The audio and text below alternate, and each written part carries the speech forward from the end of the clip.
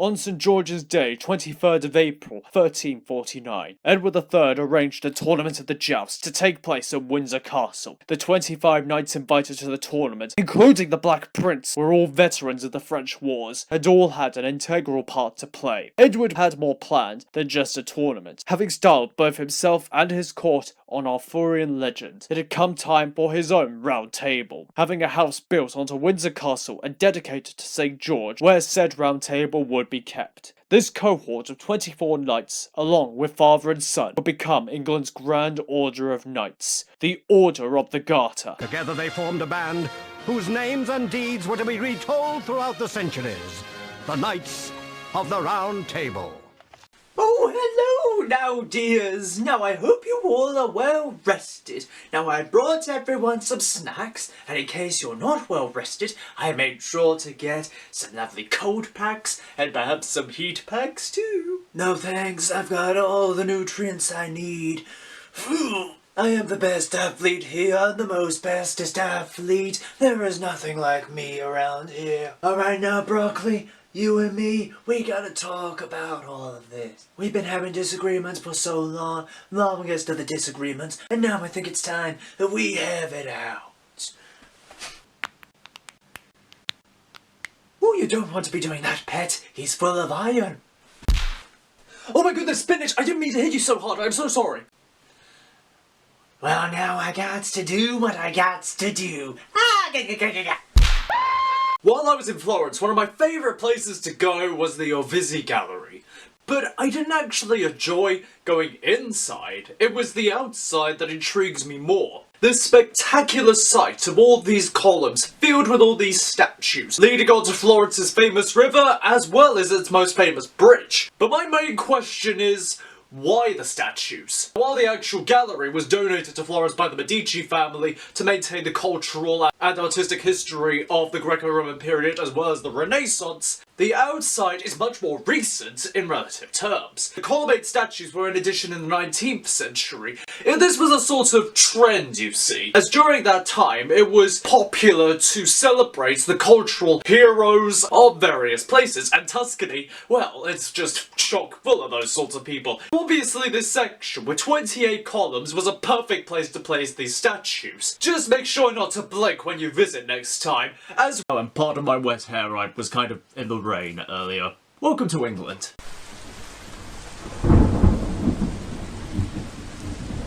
It's probably because it's Sammo Hung, but he's one of the rare characters in this franchise to land a hit on Ip Man.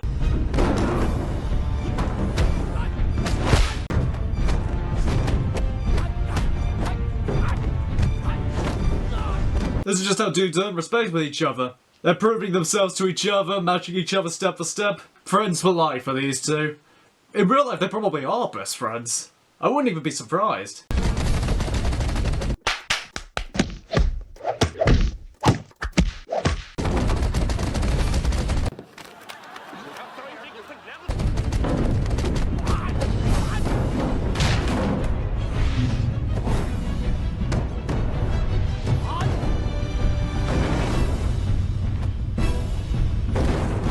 We all know of the various styles of Kung Fu, be it tiger style, leopard style, crane style, snake style, you name it. But what about spider style? During a brief time in comic books where these things kind of happen, Spider-Man lost his spider sense. Oh no.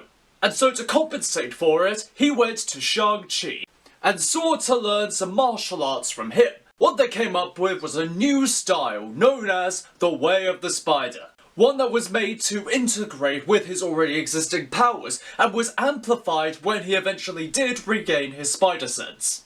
My question is, what would spider style be like in real life? What would it display? And what style would you have, mister? You look like Tai Lung. He does, doesn't he? He looks like a little Tai Lung. Need to have him around the next time I do a Kung Fu Panda video. Where's he gone?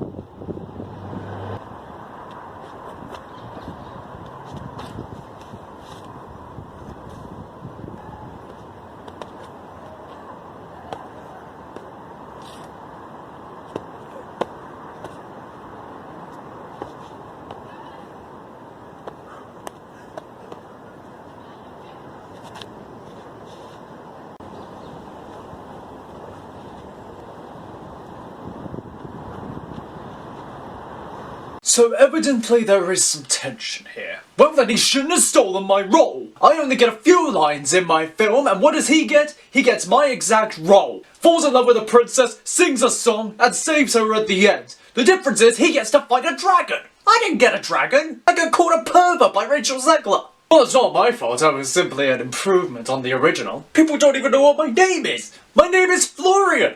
Florian! Well, be glad you got a name. Charming? Charming's not a name. And the only personality I get is in a direct-to-DVD film. Now, I know it is easy to throw attacks at each other, but remember, it was not your individual decisions to play these roles. They were handed to you. You can attack one another, but it will ultimately serve no purpose. Whoa, wait guys, sorry I'm late. What did I miss? Oh, I'm sorry, you cannot be in here, it's members only. Are you not getting any matches on your Tinder profile? Do you need something to amp up your Bumble matches? Well, have I got the item for you. Throughout history, many weapons have been used for the purposes of getting people off of horseback. Variations of polearm, spears, or any of the above. The Mancatcher is one such item, being used to grab and pin opponents off of a horse non-lethally. With all those spikes. And I suppose if they had armour on, it wouldn't be as lethal. I suppose it would just be to grab. But of course that's just to catch a man. To keep a man, that's another story. Interesting. We've all heard of the common phrase rough and tumble. But did you know it was an actual martial art? In the rural settings of the United States. Taking place throughout the 18th and 19th centuries, rough and tumble, or gouging as it was known, was basically a form of organised bar fights, being used often as a form of civil dispute settlement, where participants would be able to gouge the eyes out of their opponents, or bite, or maim, or severely injure. Basically, it just sounds like everything you're not allowed to do in boxing. Finally, it reached the point of legislative action in 1752 and again in 1772, which finally prohibited rough and tumble, or at least all the elements of it which had encompassed it. At one point or another, the bar brawl was organised, but I mean, couldn't it all just be settled over a pint? History is full of great thinkers and innovators. One of the most famous of those being Leonardo da Vinci. I mean, the man never stopped. Basically just a poster child for ADHD, really. I think one of the most interesting is one of his war machines, or one of his tanks. A 16 cannon gunned wooden tank. Innovative, certainly. It was built not to use any automation or any sort of machinery or anything. Well, it was built to use human hands. But even Leonardo knew that this was a step too far. I mean, fair enough, 16 cannons that spin around as well, I did that too. He didn't want this falling into the wrong hands, so you never know what he did. He took the internal workings of his tank design and inverted them so that if they built it to these specifications, it wouldn't work. Working prototype was never made at Leo's time, as more recently that people have attempted it, but it still shows just how amazing Leo's brain worked. You know, humanity's capacity for inventiveness is something to be admired, certainly. But of all the accessories to mingle with such weaponry, the small protector gun ring, a French invention, because of course the French would think of something as madcap as this. I mean, let's face it, the only good thing the French have ever made were the Knights Templar, and they destroyed those themselves. All I could really find about this was that it was made in the 1800s, and presumably it would be made for self-defense. Commonly it was made as a six-shooter, and one actually went on auction. Why though? I mean, if you go for all the effort of making a little ring that also shoots guns, why do that? Why not just have a small handgun that's also a six-shooter? Why does... The French! What do you think, Sammo Khan? Does this make sense to you? I mean, at least you could fit this behind your ear. Oops, I best not break that. That was a Christmas present. Clear! Shoot! Stop! Stay back! Is that supposed to frighten me? I'm wearing a hat, so you can use this to blind him some.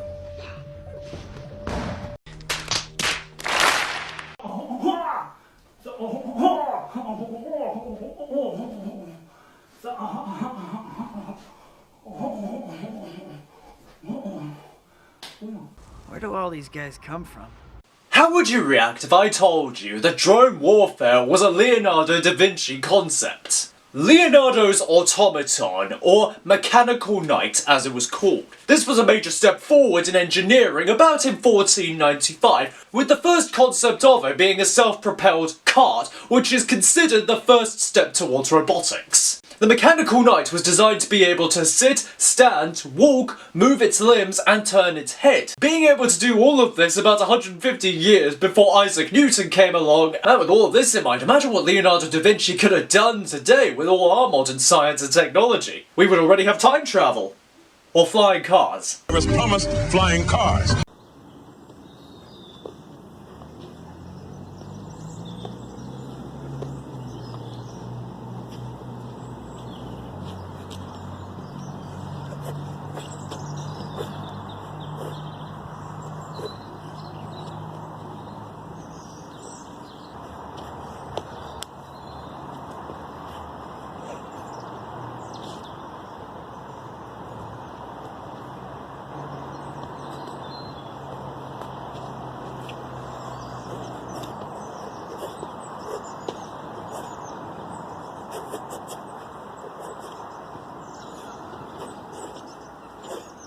The belt grade system. You would think quite simplistic, but actually, when it comes to certain martial arts, not really. Established by Kano Jiguro for judo in the late 19th century, the belt grade system since then spread out to various martial arts, with it not really coming to Chinese martial arts until about after World War II. Traditionally, Chinese martial arts relied more on a seniority system rather than a grading system, with even schools today not really employing the same system school to school. Some will use the belt grading system, others will use the more traditional seniority system, some will simply go by vibes. Certainly makes it complicated, but hey, that's martial arts for you. Looks simple, actually very complex.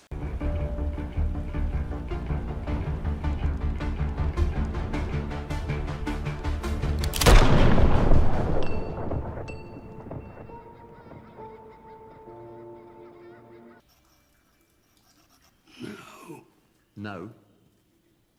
Just no. Wait a minute. How did this happen? We're smarter than this.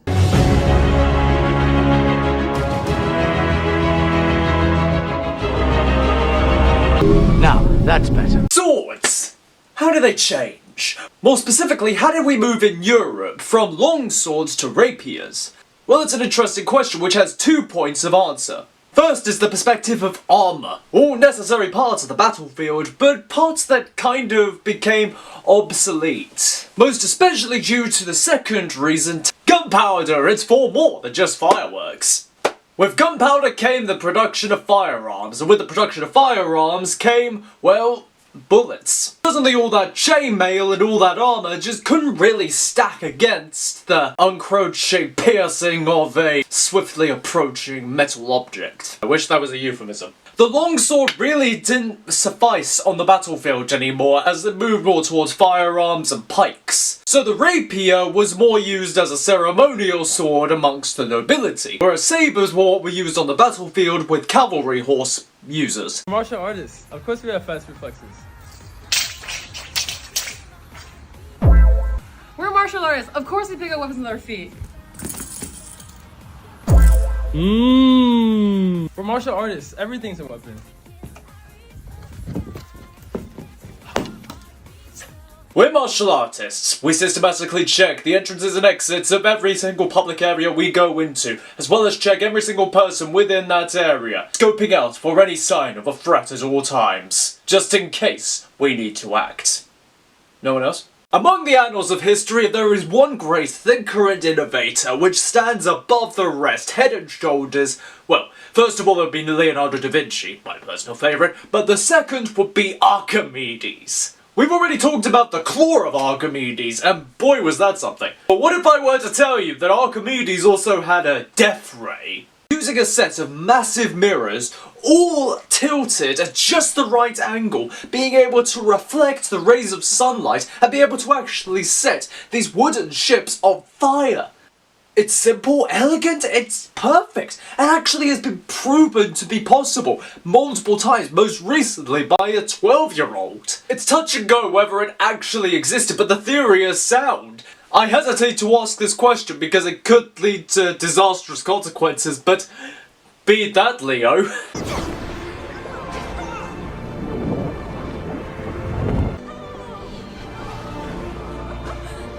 Why did they make Aang able to fly?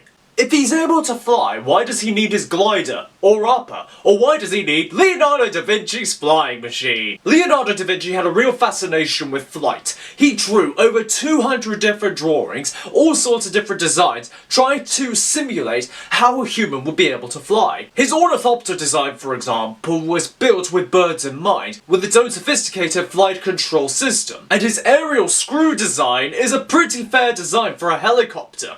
Even though Leo never actually built any of these, it's amazing how well they work, and it's also amazing that why do we not have any polymaths anymore? We have all this technology, and you're telling me we don't have any polymaths. Oh, but we all have to specialise in one specific thing. Yep, or you could be solving quantum mechanics in between your engineering classes. Well, here we are, the Eye of the Sahara.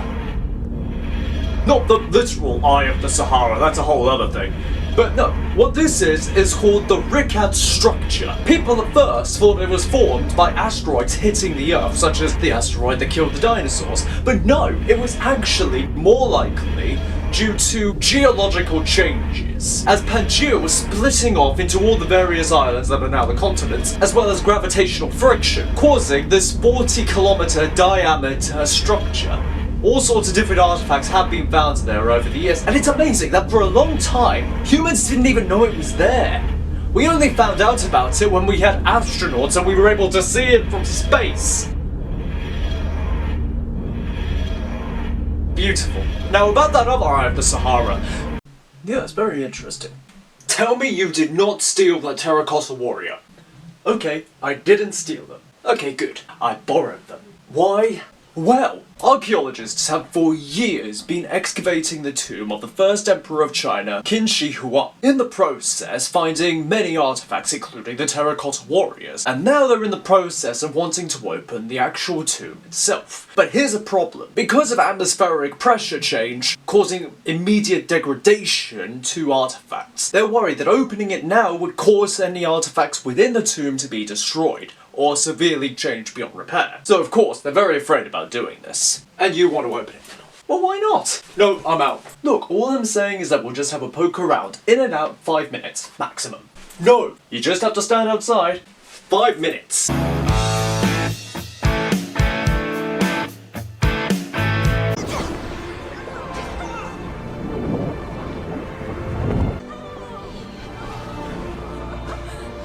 Why did they make Aang able to fly?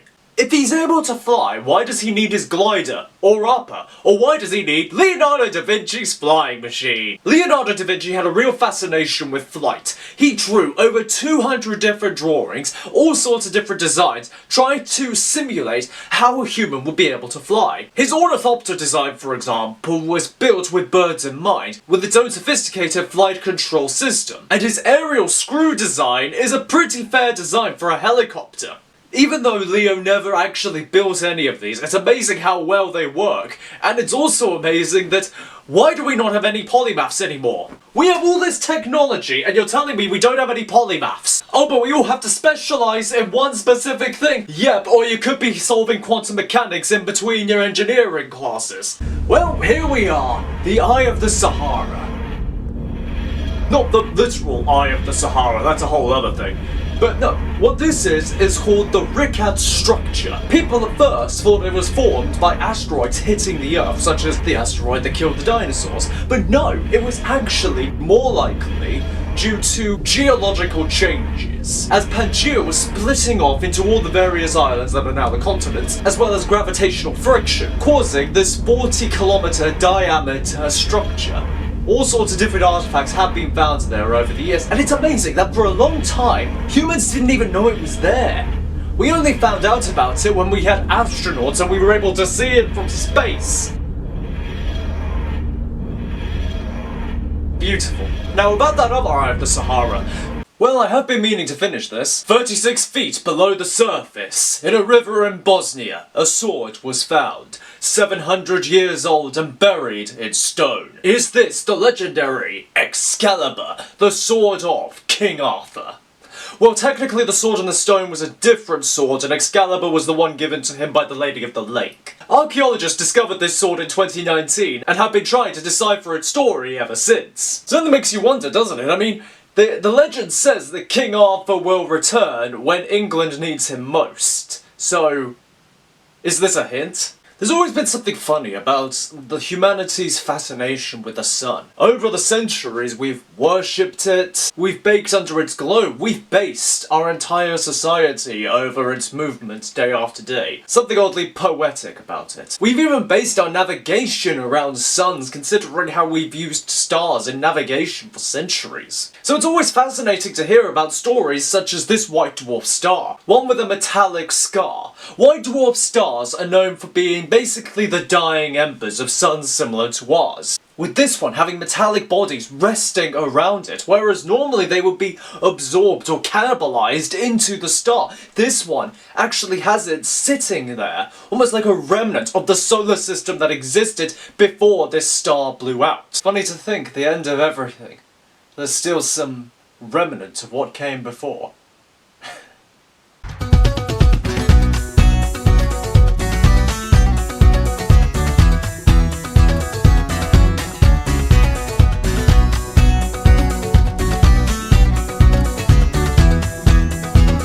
I'm not sure I'm really doing this right.